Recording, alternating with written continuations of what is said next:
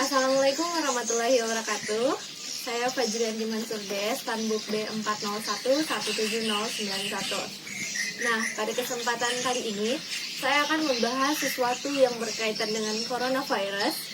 Tapi bukan tentang penjelasan apa lagi itu virus corona, gejalanya bagaimana, cara pencegahannya bagaimana. Tidak. Jadi saya akan membahas sesuatu yang sedikit berbeda, yang mungkin jarang dibahas oleh orang-orang, namun sangat berpengaruh dan sangat berperan penting dalam masa pandemi kali ini. Penasaran kan saya akan membahas apa? Stay tune ya.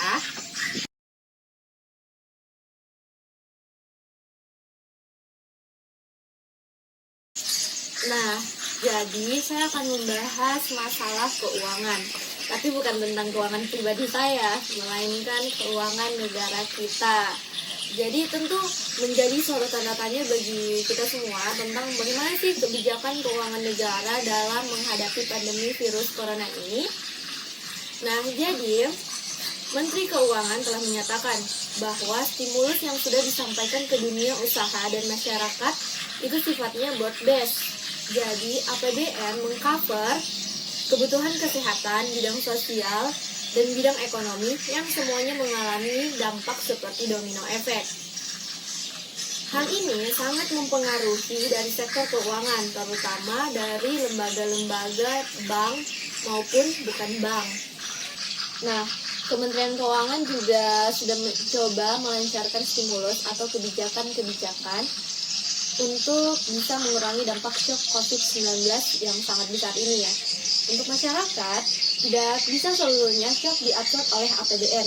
Namun, APBN tengah berusaha untuk bisa mendukung ketahanan sosial masyarakat. Dari sisi sosial ekonomi, APBN mencoba untuk memberikan dukungan agar shock itu tidak merusak atau dalam hal ini menyebabkan kebangkrutan yang sifatnya masif, khususnya bagi pengusaha-pengusaha atau bagi usaha masyarakat kita. Action. Pemerintah menyadari bahwa dampak akibat dari kerusakan wabah COVID-19 ini akan sangat masif ke depannya, sehingga kewaspadaan dan kehati-hatian sangat diperlukan dalam pengambilan kebijakan, terutama dalam kebijakan pengelolaan keuangan negara. Nah, kebijakan ekstraordinari kemudian diambil oleh pemerintah untuk mengurangi dampak akibat dari penyebaran COVID-19. Di Indonesia sendiri, pemerintah telah mengeluarkan atau menerbitkan Peraturan Pemerintah Pengganti Undang-Undang Nomor 1 Tahun 2020 yang baru saja disahkan pada bulan April 2020. Nah, dalam rangka penunjangan perekonomian, pemerintah telah menerbitkan Peraturan Menteri Keuangan Nomor 23 Tahun 2020 serta Nomor 28 Tahun 2020 yang mengatur mengenai inisiatif fiskal dalam rangka menghadapi pandemi COVID-19. Dengan adanya inisiatif fiskal ini, diperkirakan penerimaan pajak di bulan April akan menurun terkait dengan penerbitan Peraturan Pemerintah Pengganti Undang-Undang Nomor 1 Tahun 2020. Lebih lanjut lagi, pemerintah berkomitmen untuk menjaga industri dalam negeri di tengah pandemi COVID-19. Melalui Peraturan Menteri Keuangan Nomor 30 Tahun 2020, pemerintah memberikan relaksasi penundaan pembayaran cukai akibat tersendatnya logistik di lapangan akibat dari COVID-19 ini. Pemerintah berharap dengan adanya penundaan ini dapat membantu arus kas perusahaan sehingga perusahaan dapat terus menjalankan usahanya.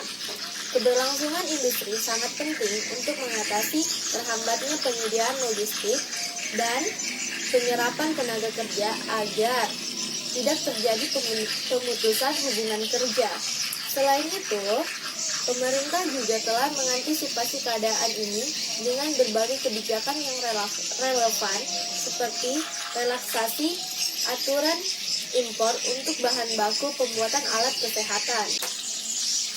Nah, inisiatif fiskal dan prosedural yang telah dilakukan oleh pemerintah ini untuk mereduksi dampak dari pandemi COVID-19 ini terdiri atas larangan sementara atas ekspor alat kesehatan, relaksasi free alongside shift impor, pembatasan cukai alkohol dalam rangka penanganan COVID-19, relaksasi izin impor untuk alat kesehatan, relaksasi PPh impor untuk perusahaan, kemudahan impor untuk tujuan ekspor, percepatan layanan online untuk penanganan COVID-19, relaksasi pelunasan cukai dan produksi rokok, percetakan logistik dan sistem nasional logistik ekosistem, dan relaksasi penjualan lokal dari perusahaan.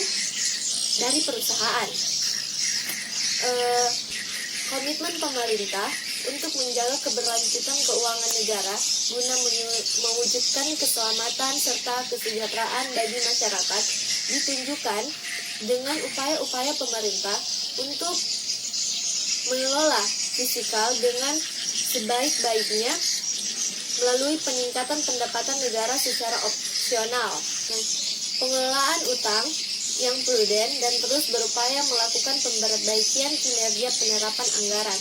Hal ini diarahkan agar pelaksanaan APBN dapat memberikan manfaat yang opsional, yang optimal, dan berkeadilan bagi seluruh lapisan masyarakat. Nah, demikianlah pemaparan mengenai apa saja kebijakan yang telah diambil oleh pemerintah. Jadi, pemerintah sendiri telah melakukan berbagai upaya demi menjaga kestabilan keuangan negara kita. Dengan berbagai upaya yang telah dilakukan pemerintah dan tentunya dari berbagai upaya yang telah diambil pemerintah pasti akan menimbulkan dampak negatif dan dampak positif bagi lapisan masyarakat. Nah, untuk itu saya harapkan agar masyarakat bisa menerima kebijakan pemerintah, karena tentunya pemerintah dalam mengambil kebijakan ini telah mempertimbangkan banyak hal dan berbagai risiko di dalamnya. Namun tetap tujuan pemerintah adalah untuk menjaga kesejahteraan masyarakat itu sendiri. Nah, sekian dari saya. Terima kasih, semoga bermanfaat. Mungkin hanya itu yang dapat saya sampaikan. Oke, halo. Kita lanjut lagi nih ya. Tapi kita tidak bahas mengenai kebijakan keuangan negara lagi. Tapi kita cerita, lebih tepatnya mungkin kita cerita sedikit tentang bagaimana sih khususnya saya pribadi mengatasi stres di tengah pandemi COVID-19 ini. Karena kan kurang lebih sudah 2 bulan kita di rumah aja nih. Tentunya pasti bosan, rasa bosan itu pasti muncul. Karena kan kita tidak bisa kemana-mana, cuma bisa di rumah, apa-apa cuma bisa lewat media sosial. Nah, untuk itu saya akan memberikan tips versi saya agar kita tidak bosan di rumah aja. Jadi yang pertama itu yang saya lakukan itu saya memperbanyak waktu dengan keluarga. Karena kan kebetulan saya kan jarang di rumah karena harus menempuh pendidikan di Kota Palu. Jadi di rumah itu ya nanti ada hari-hari libur, dan momen ini sangat saya gunakan untuk saya habiskan bersama orang-orang rumah dan keluarga saya tercinta.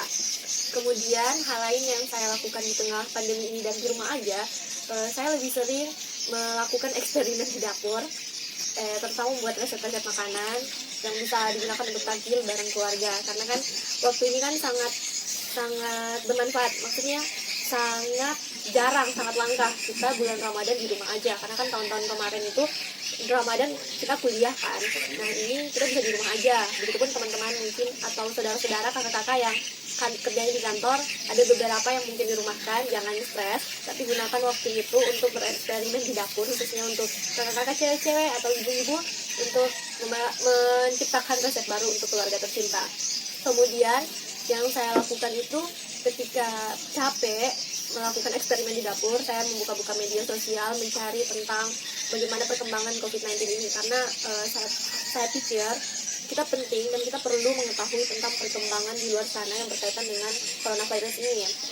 Kemudian ketika bosan melanda juga, saya berkomunikasi atau melakukan video call melalui aplikasi Zoom, bisa melalui aplikasi Duo juga bisa, dengan teman-teman saya yang jauh di sana yang ada di rumah aja juga.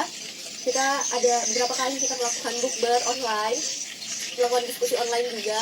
Pokoknya melakukan sesuatu yang berkaitan yang bisa membuat kita berinteraksi antara sesama. Karena dalam sehari itu kita perlu berinteraksi dengan orang di luar, namun bisa melewati aplikasi yang telah disediakan atau bisa melalui media sosial yang telah diciptakan untuk kita, mempermudah kita. Jadi gunakanlah waktu ini untuk bersama keluarga dan manfaatkan sebaik-baik mungkin. Kapan lagi coba kita bisa di rumah aja. Dan saya harap semoga teman-teman sekalian tetap standby di rumah aja sampai pandemi ini berakhir, agar situasi ini bisa segera sembuh, agar bumi kita bisa segera membaik. Sama-sama kita melawan COVID-19 dengan cara tetap diam di rumah aja. Oke, sekian dari saya. Wassalamualaikum warahmatullahi wabarakatuh.